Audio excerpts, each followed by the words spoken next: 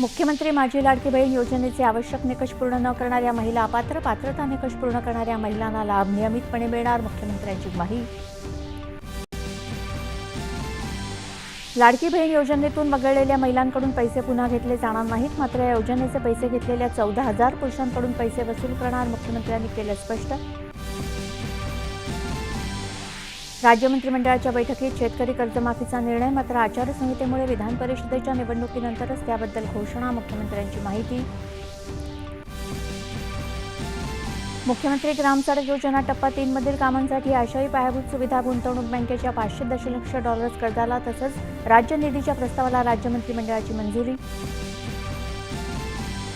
Bharat America द्विपक्षीय व्यापार कराराच्या वाटाघाटींच्या पुढच्या फेरीला आजपासून नवी दिल्लीत सुरुवात. अंतरिम कराराला अंतिम स्वरूप दिलं जाण्याची शक्यता.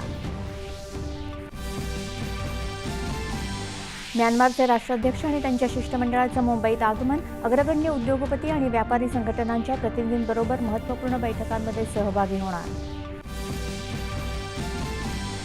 राष्ट्रपतींनी सर्वोच्च न्यायालयात नियुक्त केलेल्या 5 नवीन न्यायाधीशांचा शपथविधी. सरन्यायाधीश सूर्यकांत यांनी दिली पदाची शपथ. मुंबई आंतरराष्ट्रीय विमानतळावर परदेशातून तस्करी केलेलं सुमारे 4 कोटी मूल्याचं 2.5 किलोपेक्षा जास्त 24 कॅरेट सोनं महसूल गुप्तचर संचालनालयानं केलं जप्त. आणि भारत इंग्लंड महिला क्रिकेट T20 सामन्यांच्या मालिकेतला तिसरा आणि शेवटचा सामना इंग्लंडमध्ये खेळला जाणार. मालिका जिंकण्यासाठी दोन्ही संघ प्रयत्नशील. नमस्कार, 4:30च्या बातमीपत्रात